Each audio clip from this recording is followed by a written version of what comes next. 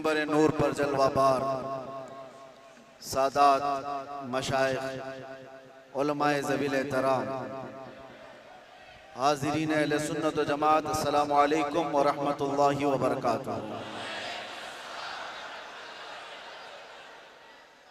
अल्हम्दुलिल्लाह अल्हम्दुलिल्लाहिल हन्नानिल मन्नान अल्लज़ी खलक़ल इंसान व अल्लमहुल बयान वस्सलातु वस्सलामु अला रसूलिही सय्यिदिल इंसी वल जान व अला आलिही व अस्हाबिही ज़विल खैरि वल इहसान, अम्मा बअद। फ़अऊज़ु बिल्लाहि मिनश शैतानिर रजीम, बिस्मिल्लाहिर रहमानिर रहीम। अन्नबिय्यु औला बिल मुअमिनीन मिन अनफुसिहिम, सदक़ल्लाहु मौलानाल अज़ीम। बारगाह रिसालत मुआब सल्लल्लाहु तआला अलैहि वसल्लम की दुरूद पाक का हदिया पेश कर ले। अल्लाहुम्मा सल्लि अला सय्यिदिना मुहम्मद मअदनिल जूद वल करम व आलिहि व अस्हाबिहिल किराम व इब्निहिल करीम व बारिक व सल्लिम सलातन दाइमतन सरमदन अबदा। फिर के गली गली तबाह ठोकरें सबकी खाई क्यों, दिल को जो अक्ल दे खुदा तेरी गली से जाए क्यों। अब तो न रोक ऐ गनी आदत सग बिगड़ गई, मेरे करीम पहले ही लुक़मे तर खिलाए क्यों। जान है इश्क़ मुस्तफ़ा रोज़ फजू करे खुदा, जिसको वो दर्द का मजा नाज़े दवा उठाए क्यों। अल्लाह तबारक व तआला आपकी ये मोहब्बत व अकीदत को सलामत रखे। मैं बहुत देर से देख रहा हूँ हर कोई किसी को बिठा रहा है, और मैं ये भी महसूस कर रहा हूँ बैठे तो बेचारा कोई बैठे कहाँ। जो जिस हालत में खड़ा है, जैसे है उसी अंदाज में खड़ा रहे। हजरत मौलाना इलियास काजी साहब मुझसे कह रहे थे आज यहाँ ऐसा लग रहा है कि जैसे शबे कदर है। मैं उनसे ये कहता हूँ हुजूर पाक सल्लल्लाहु अलैहि वसल्लम के नामूस की जहाँ बात हो, हजारों शबे कदर से भी अभी शबे कदर मिली है मेरे मुस्तफ़ा की बरकत से। सारी बरकतें उस हस्ती पाक की हैं। आबरू मां ज़नाम मुस्तफ़ा, हम सब की इज्जत और आबरू उस नाम पाक से वाबस्ता है। और इसीलिए हम बार बार ये कहते हैं वो जो न थे तो कुछ न था, और वो जो न हो तो बस। यही अकीदा भी है और यही जिंदगी भी है। वो जो न हो तो कुछ न हो। इसीलिए मेरे अजीजों, एक और बात जिसकी वजाहत भी कर दूं। लोग आज दो दो पोस्टर मेरे पास भेज कर कह रहे थे कि उधर भी है इधर भी है। कैसे प्रोग्राम? असल में ये तिलक नगर में होने वाला प्रोग्राम था। वहाँ के गयूर हजरात ने बड़ी मेहनतें की, मोहब्बतें उनकी भी अपनी जगह पर, लेकिन मेरे मुस्तफ़ा करीम सल्लल्लाहु अलैहि वसल्लम को जहां मंजूर हो, मेरे रब को जहां मंजूर हो, बात वहीं की जाती है। शायद गुरदल्ली वालों का खिंचाव ज्यादा हो। वैसे तो यहाँ पर रेशम का काम करने वाले ज्यादा हैं। बनारसी हजरात को मैं अच्छी तरह से जानता हूँ। इश्क़ रसूल के मामले में वो इतने नरम रेशम भी नहीं है, रस्सियों से मजबूत है। आज कुछ उनके मामलात की वजह से, जगह की किल्लत की वजह से, परमिशन के मामलात में इधर मूव हो गया। बहरहाल ये हालात के एतबार से इधर से उधर हो जाए, कहीं पर भी हो जाए, बात तो उस नबी पाक की जहां से भी की जाएगी गूंज कर रहेगी इंशाअल्लाह।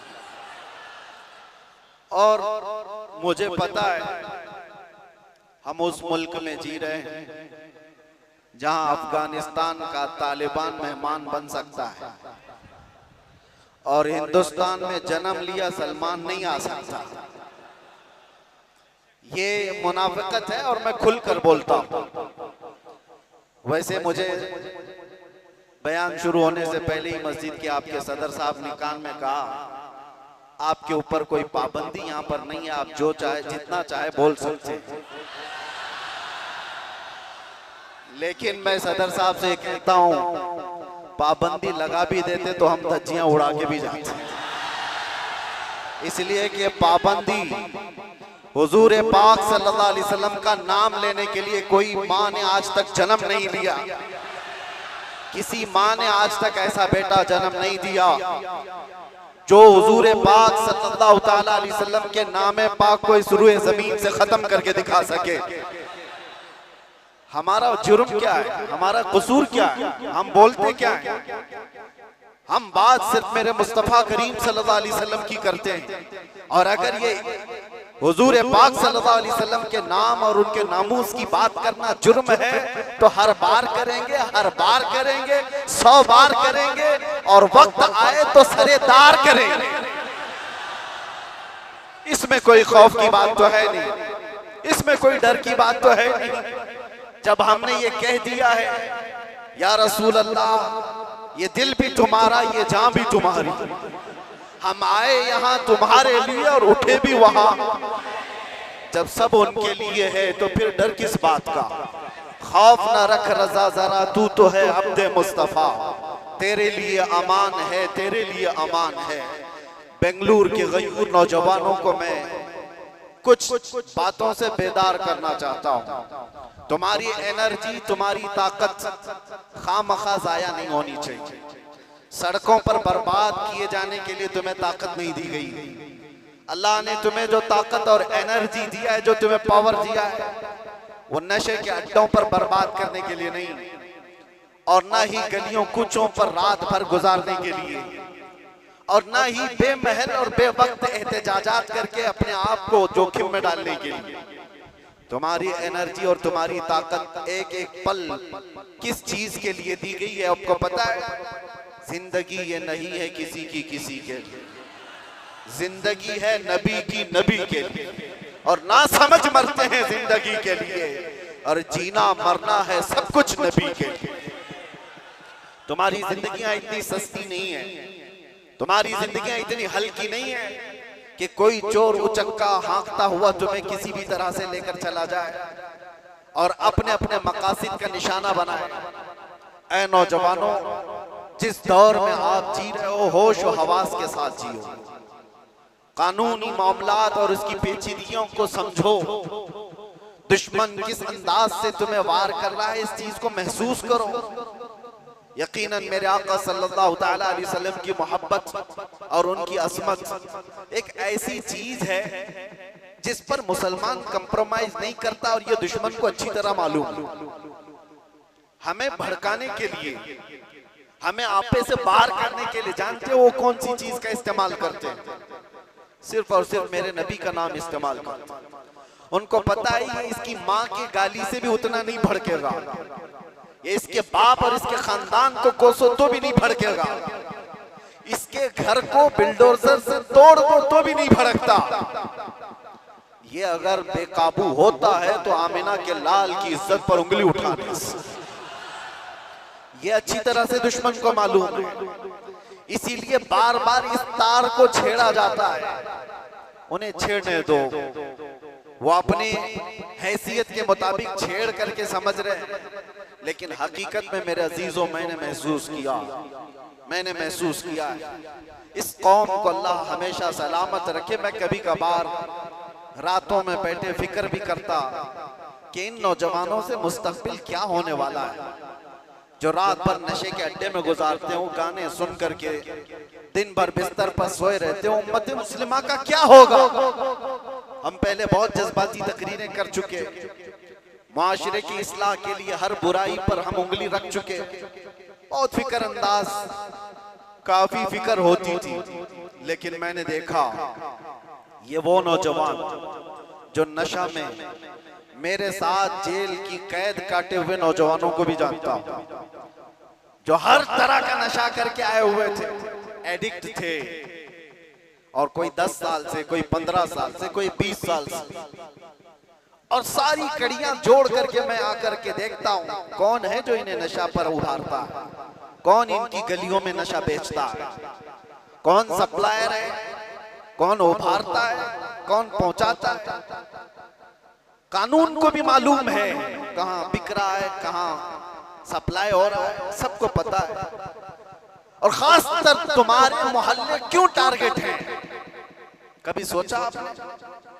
ये सिर्फ बेंगलुरु की बात नहीं, जाओ मुंबई जाओ, कलकत्ता जाओ, दिल्ली जाओ, किसी भी, हैदराबाद, हर इलाके में मुसलमान क्राउडेड जो इलाके हैं, हमारी ज्यादा आबादी जहां पर, उन इलाकों को इन तमाम बुराइयों से घेर लिया गया है, नशा से। क्यों तुम टारगेट हो? वजह यही है मेरे अजीज, इसलिए कि दुनिया को खौफ दूसरी कौमों से नहीं, मोहम्मद अरबी के गुलामों से इतना डर है कि इसी दिन ये खड़ा हो गया तो दूसरों की नींद हराम कर दे। पता है इसको इन तमाम खुराफात में मुलव्विस करके, नशा का आदी बना करके इसको सुला दो। ठीक है, इन्होंने कर लिया, किसी को 10 साल से, किसी को 20 साल से, किसी को 25 साल से नशा में मुब्तला करके रख दिया। हम भी डरे हुए थे कि ये नशा खोर नौजवान क्या करेंगे, मुस्तकबिल क्या होगा इनका। लेकिन मेरे अजीजों, मैंने अभी माजी करीब में, साल 2 साल में ये भी महसूस किया, नशा छोड़ना आसान भी नहीं है। जो एडिक्ट होता है वो जल्दी छोड़ता भी नहीं। अरे गुटखा नहीं छोड़ता तो वो दूसरी बातें कहां जल्दी छोड़े। लेकिन मैंने इलाज भी देखा, ये वो नौजवान 10 साल, 12 साल, 15 साल से नशा में एडिक्ट हैं, पूरी दुनिया ने इनको टारगेट कर कर करके नशा खिलाया और इनको 36 घंटे 48 घंटे सोने वाले नौजवान बनाया। मैंने देखा है 36 घंटे सोने वाले, और डर था हमें कि इनसे होगा क्या मुस्तकबिल। लेकिन मेरे अजीजों, हमारा ये अंदेशा, हमारा ये डर गलत निकला। दुनिया ने सब कुछ एड़ी चोटी का जोर लगा दिया इस नशा में मुब्तला कर कर कर करके कि इनको मफलूज कर दे, इनको पैरालाइज कर दे। लेकिन मैंने देखा, एक बार पुकारा आई लव मोहम्मद, उसके बाद फिर देखा वो नौजवान जो 20 साल से नशा में है, नाम मोहम्मद का नशा चढ़ गया है। मैंने पूछा वो पुराना नशा कहां चला गया? पुराना नशा जिसमें 36 घंटे सोता था, वो नशा कहां चला गया? मैंने उन नौजवानों को देखा, वो झूमते हुए कहते हैं वो नशा अलग है, ये उस मुस्तफा के नाम की मोहब्बत का नशा अलग है। मैं ये चाहता हूं मेरे अजीजों, आओ उस नाम पाक के नशे में, इससे बढ़कर के बेहतर खुमार कोई है नहीं। इसीलिए जो उस मोहब्बत के नशे को पी लिया, तब फिर वो गुनगुना करके यूं कहा था, कुछ ऐसा कर दे मेरे किरदिगार आंखों में, हमेशा नक्श रहे रूये यार आंखों में। उन्हें न देखा तो किस काम की है ये आंखें, कि देखने की है सारी बहार आंखों में। आपको मैं उसी चीज की दावत देने के लिए आया हूं। नौजवानों, ये धड़कता दिल किसी लैला को देने के लिए नहीं है, एक ही दिल है। उस लैला को क्या दें जो हर 4 दिन के बाद मजनू बदल देती हो? उस लैला को क्या दें जो पैसे देख करके बदल जाती हो, मनसब देख करके घर बदल लेती हो? हम उस दरबार में अपने आप को डाल दें जहां के मुतालिक ये कहा, जब तक बिके न थे तो कोई पूछता न था। या रसूल अल्लाह, तुमने खरीद कर, सिर्फ अनमोल नहीं, बात यहीं तक नहीं है, जिसको रसूलुल्लाह ने खरीदा वो अबू बकर था तो सिद्दीक बनाया है, उमर था तो फारूक बनाया है, उस्मान था तो जुन्नूरैन बनाया, अली था तो हैदर कर्रार बनाया, बिलाल था तो फखरे आसमान बनाया है, अब्दुल्ला इब्न मसऊद को फखरे फिक़ा बनाया है। जो आया जिस अंदाज से आया मेरे मुस्तफा ने उतना नवाजा है। आज के दौर में हम देख रहे हैं, मुझे दुनिया क्यों पूछती है, मुझे दुनिया क्यों देखना चाहती है। यहाँ का मजमा भी मैं जानता हूँ, ये सुनने कम देखने ज्यादा आया हुआ है। सुनने के लिए तो यूट्यूब से सुन ही रहे, सारी तकरीरें पहुंच भी रहे, और ऑनलाइन अभी भी चल रहा होगा, घर बैठ के देख सकते हैं। लेकिन ये उमड़ता हुआ मजमा जो देखने के लिए आया है, वो इसलिए कि मेरे अजीजों दुनिया को ये बता दें, दुनिया सेलिब्रिटीज को देखने के लिए कतार लगाती होगी, ये उम्मत ऐसी है मुस्तफा के कैदी को देखने के लिए उमड़ आती है।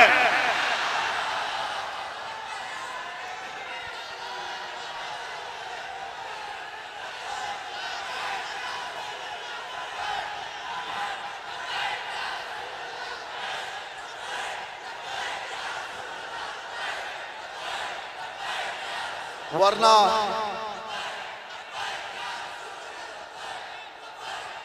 तवज्जो मेरे अजीजों, इस भरी दुनिया में हम जानते हैं जेल से छूटा हुआ आदमी मुंह छुपाकर घूमता है।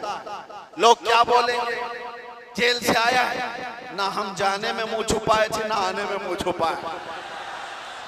अरे वो छुपा करके वो जाए जो चोरी करके गया हो, जो डकैती करके गया हो, रेप केस में अंदर गया हो, माल खा करके अंदर गया हो, वो क्यों मुंह छुपाए जो लब्बैक या रसूलुल्लाह क्या कर गया हो। आपके लिए भी मैं कह रहा हूं, मुंह छुपाने की नहीं, ये मुंह उठाने का वक्त है, उठाने का वक्त है। इसलिए कि मेरे अजीजों, उस नामे पाक के बाद अगर कोई मुसीबत आती है तो ये हुकूमतें या ताकतों की जरिए से वो तो जरिया बनते हैं। असल बात ये है कि हमें अल्लाह तबारक व तआला उस अजीम इम्तिहान से गुजारना चाहता है जो बिलाल हबशी को दिया गया है, जो खब्बाब बिन अल-अरत को दिया गया है, जो खुबैब बिन अदी को दिया गया है, जो ज़ैद बिन दसना को दिया गया है। मैं तारीख पढ़ता हूँ, हमेशा एक बात याद आती है, मेरे साथ भी सेम मामला हुआ था। हालांकि कंपैरिजन कुछ नहीं, बिला तशबीह बिला तमसील। इमाम अहमद बिन हंबल 5 लाख हदीसों के हाफिज हैं।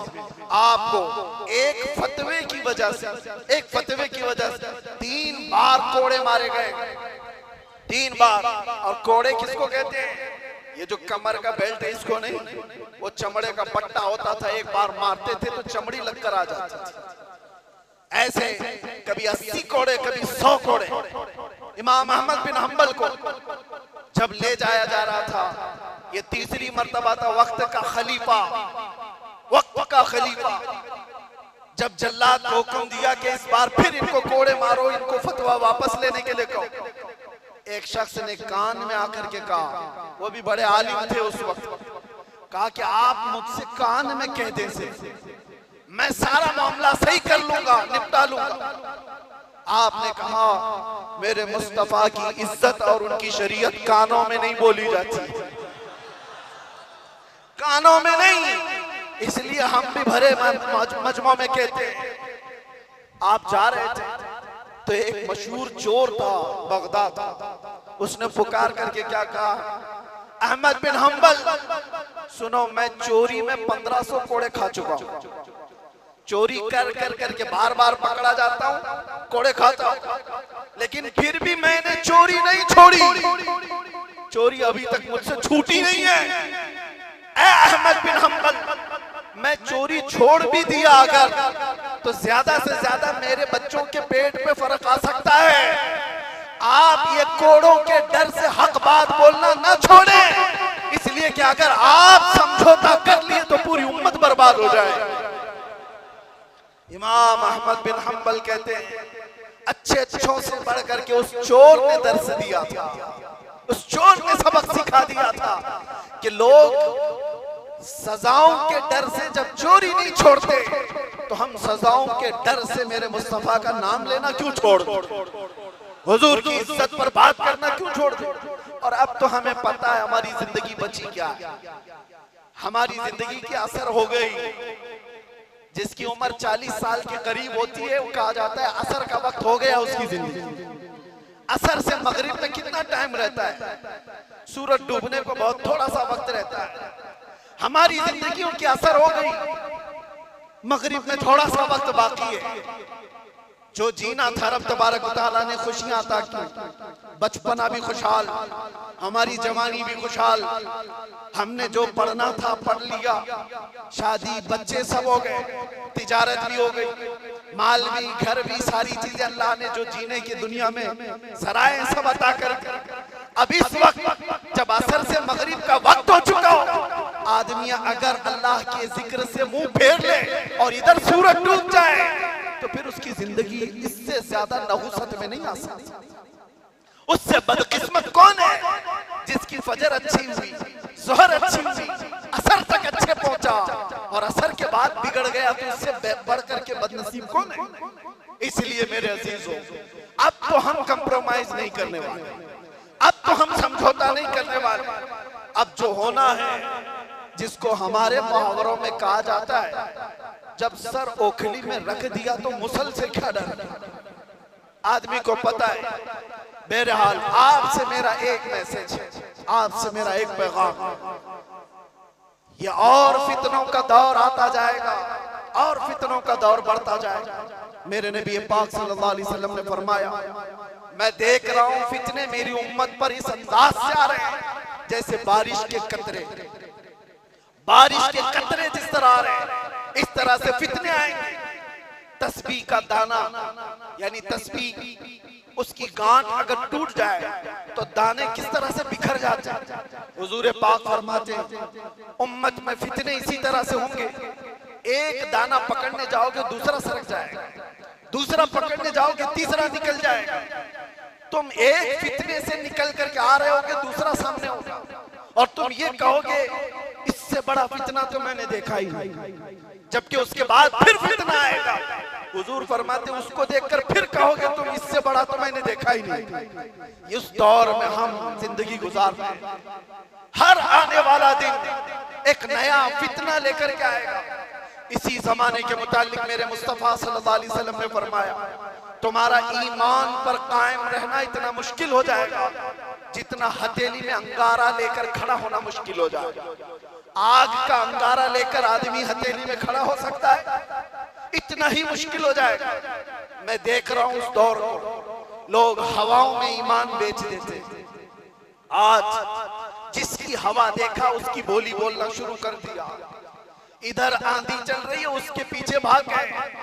इसीलिए हुजूर पाक सल्लल्लाहु अलैहि वसल्लम ने यह भी फरमाया था कि ताकत की बोलबाला ऐसा होगा कि लोग उसी को सब कुछ समझ रहे होंगे। आज वही है, ताकत, हुकूमत, सत्ता जिसके पास है, लोग ये समझते हैं उनके साथ ही रहने में भलाई है, उनके साथ ही रहने में भलाई है कि कुछ उनका छूटा हुआ झूठा खाने को मिल जाएगा। मेरे अजीजों, ये ईमान की अलामत नहीं। हुजूर ने ये भी फरमाया, दज्जाल जिस वक्त जमाने में आएगा, दज्जाल उस वक्त का हाल ये होगा, हजारों की तादाद में लोग ईमान छोड़कर उसकी फौज में शामिल हो जाएंगे। और हुजूर ने फरमाया, दुनिया शुरू होने से लेकर कयामत तक उससे बड़ा कोई फितना नहीं। वो दौर भी आने वाला है। उस दौर की अलामत में क्या बताया मेरे आका ने? इरशाद फरमाया, सच को झूठ बना दिया गया होगा और झूठ को सच बना करके पेश किया जा रहा होगा। क्या आज ये पूरा निजाम कायम नहीं है? ये सारा मीडिया ये दज्जाली निजाम पर चल रहा है। ये सब दज्जाल के चेले जितने भी बैठ करके भोगते हैं, जो सच्ची बात होगी उसको ऐसा तोड़ मरोड़ करके बयान करो कि वो झूठी लगने लगे, और झूठ को इतना सजाओ, इतना बोलो कि सच लगने लग जाए। आज उस दौर में तुम जी रहे हो। कितने बड़े बड़े चैलेंजेस हैं तुम्हारे पास, कितने बड़े बड़े चैलेंजेस हैं। ईमान पर कायम रहना मुश्किल हो जाएगा। इन हालात में अब आला हजरत क्या फरमाते हैं? इरशाद फरमाते हैं, जब ऐसे हालात होंगे, उसको कहा गया है सूना बन है, सोना जहर है।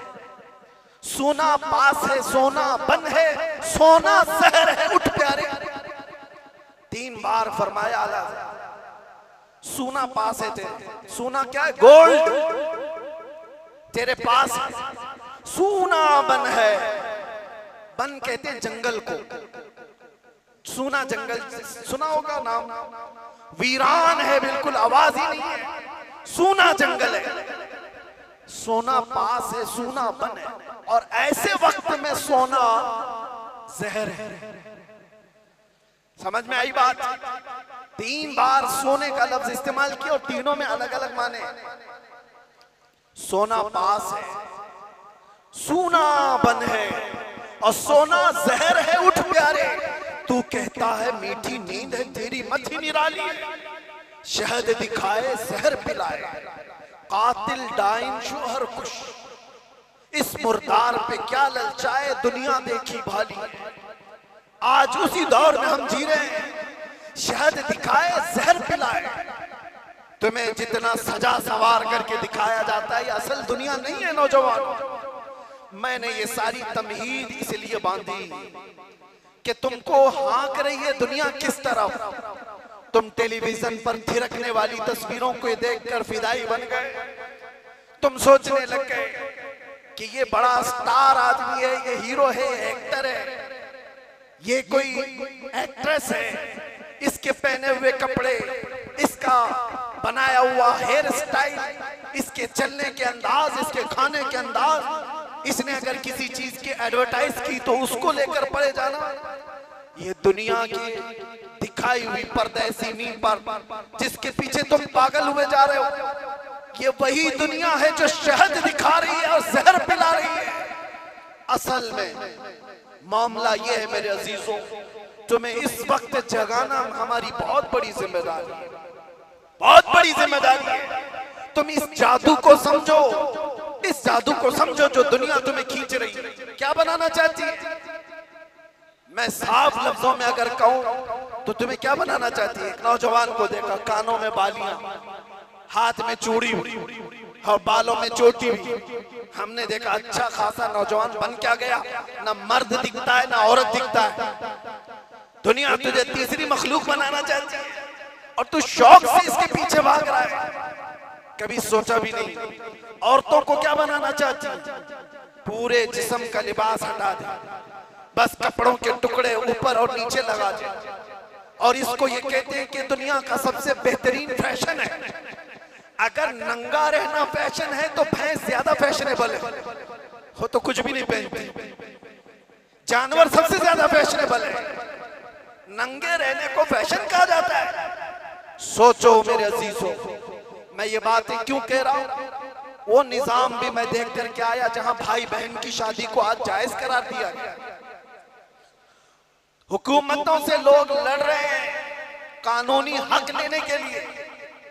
इटली में, नेदरलैंड में लोग ये कानून पारित करवाना चाहते हैं कि भाई बहन से शादी करने की इजाजत दी जाए। अब तो दुनिया की कितनी ऐसी हुकूमतें जो होमोसेक्सुअलिटी को पूरी तरह से अलाउ करके रखी हुई है। मर्द मर्द से शादी कर सकता है, औरत औरत से निकाह कर शादी कर सकती है, माँ बेटे के साथ चाहे तो रह सकती है, बाप बेटी के साथ चाहे तो रह सकता है। इसको फ्रीडम कहा जाता है। मेरे अजीजों, जानवरों से भी ज्यादा सलील तुम्हें बनाना चाहती है ये दुनिया। इसलिए मैं कह रहा हूं, उठो वो घर न हश्र न होगा फिर कभी, दौड़ो के जमाना चाल अपनी चल गया।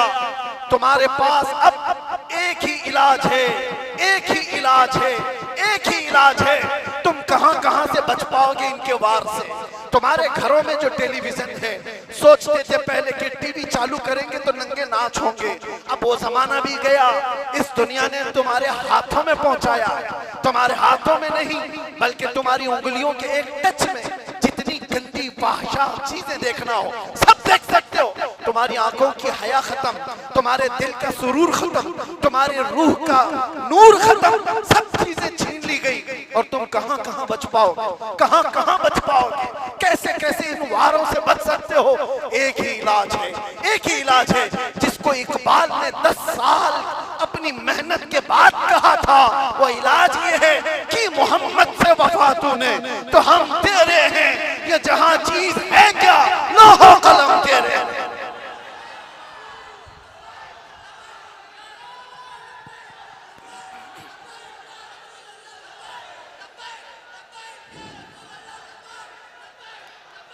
हर आफत, हर फितने से हिफाजत चाहते हो, एक साथ के पास आ जाओ।